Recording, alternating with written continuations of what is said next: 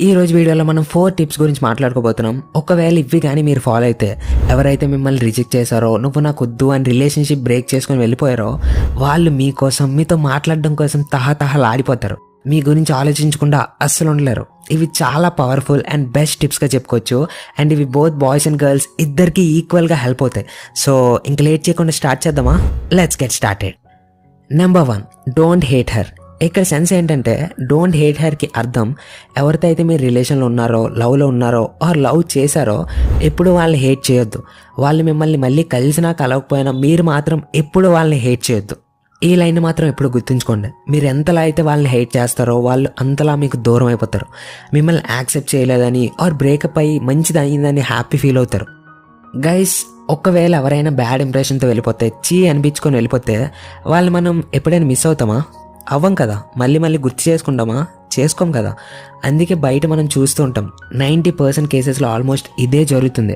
ఎవరైతే ఒకరిని వదిలేసి వెళ్ళిపోతారో, హార్ట్ బ్రేక్ చేస్తారో, వాళ్ళు చాలా హ్యాపీగా ఉంటారు, మస్తు ఉంటారు. అండ్ వాళ్ళలో మనం ఏం సాడ్నెస్ చూడడానికి కనిపించదు. దీనికి రీజన్, వాళ్ళు వదిలేసే ముందు హేట్ చేస్తారు. సో వాళ్ళు ఏం చేసినా మీరు తిరిగి అదే చేయకపోవడం వల్ల వాళ్ళు చేసిన మిస్టేక్ వాళ్ళకి తెలుస్తుంది. మీరు ఈ పాయింట్ రిజెక్ట్ చేయొచ్చు, కానీ 1 వీక్ ట్రై చేసి చూడండి. వాళ్ళని హేట్ చేయకుండా ఉండండి. ఐ హోప్ ఈ పాయింట్ మీకు క్లియర్ అయింది అనుకుంటున్నా. So next, number 2, completely disappear. ఇది ఒక ఇంపార్టెంట్ పాయింట్. ఒకవేళ మిమ్మల్ని ఎవరైనా రిజెక్ట్ చేస్తే కంప్లీట్గా డిసప్పియర్ అయిపోండి. ఇక్కడ డిసప్పియర్ అంటే కంప్లీట్గా. ఫర్ సపోజ్ మీ వాట్సాప్ స్టేటస్లో, ఫేస్బుక్, ఇన్స్టా స్టోరీస్లో ఎక్కడ యాక్టివిటీస్ని చూపించొద్దు. ఆన్లైన్లోకి రావద్దు. స్టేటస్ మార్చేయండి, టోటల్ మాయం చేసేయాలి, అన్నీ తీసేయాలి. డీపీ, స్టేటస్ ఇవన్నీ. అంటే మీ గురించి ఏ మాత్రం వాళ్ళకి అప్డేట్స్ వెళ్ళకూడదు, మీరు తన ముందుకి వెళ్ళకూడదు. ఒకవేళ వెళ్ళిన ఫస్ట్ పాయింట్ గుర్తుందిగా, అది మైండ్లో ఉంచుకోండి. తనని ఎప్పుడూ హేట్ చేయొద్దు. అండ్ ఇక్కడ ఇంకొకటి, తనని బ్లాక్ చేయొద్దు. ఒకవేళ మీరు తనని బ్లాక్ చేస్తే ఫస్ట్ పాయింట్ మీరు ఫాలో అవ్వలేనట్టే, తనని హేట్ చేయడం స్టార్ట్ చేసినట్టే కనిపిస్తుంది. సో బ్లాక్ చేయకండి. గైస్, ఈ ఫస్ట్ అండ్ సెకండ్ పాయింట్ అన్ని ఇంటర్ కనెక్టెడ్ అయి ఉంటాయి, అంటే వేరు కాదు. ఓకే, సో ఇవి ఫాలో అవ్వడం స్టార్ట్ చేశాక వాళ్ళు మీ గురించి ఎక్కువ ఆలోచించడం స్టార్ట్ చేస్తారు. నెక్స్ట్, నెంబర్ 3, ఇది ఒక ట్రిక్లా చెప్పుకోవచ్చు. రియల్ లైఫ్లో చాలా మందికి యూజ్ అయ్యి వర్క్ అయిన టిప్ ఇది.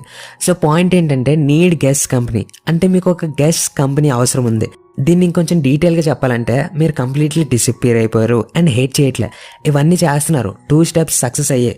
సో థర్డ్ స్టెప్, మీరు 1 మంత్ తర్వాత, 2 మంత్స్ తర్వాత ఎప్పుడైతే మీరు పార్ట్నర్ దగ్గరికి వెళ్ళాల్సిన సిచ్యువేషన్ వస్తుందో, అప్పుడు తన దగ్గరికి వెళ్ళి ఈ ట్రిక్ని ఇంప్లిమెంట్ చేయండి.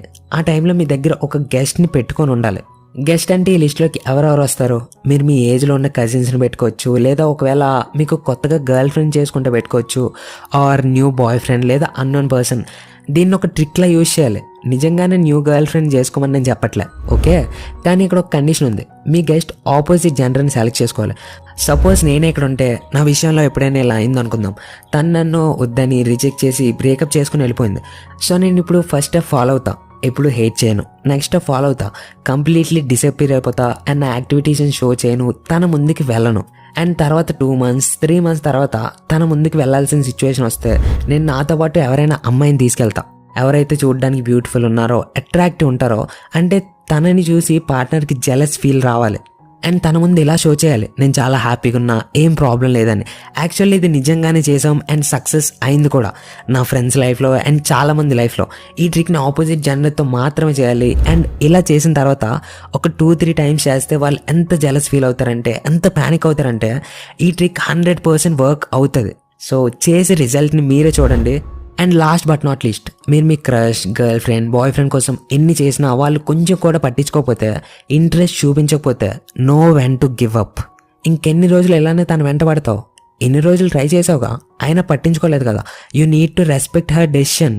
ఏమో మీరు పట్టించుకోకపోవడం స్టార్ట్ చేస్తే అప్పుడైనా మీ వాల్యూ తెలుస్తుందేమో, మీ మీద ఫీలింగ్స్ బయటికి రావచ్చేమో. గైస్, మీరు తనకి మళ్ళీ మెసేజెస్, కాల్స్ చేసి నీడీగా కనిపిస్తే తన ఫ్యూచర్లో కూడా వచ్చే ఛాన్సెస్ చాలా తగ్గిపోతాయి.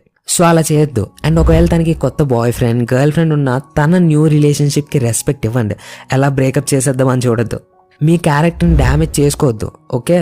మీరు మంచిగా ఉంటే కొన్ని ఇయర్స్ తర్వాత అయినా రావచ్చు. అలా వచ్చి రిలేషన్లోకి వెళ్ళిన స్టోరీస్ చాలా ఉన్నాయి.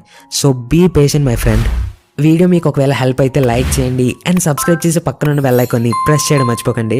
అండ్ మీ ఫ్రెండ్స్లో కూడా ఇది చాలా మందికి యూజ్ అవ్వచ్చు, సో వాళ్ళకి షేర్ చేయడం మర్చిపోవద్దు. Thank you so much for watching.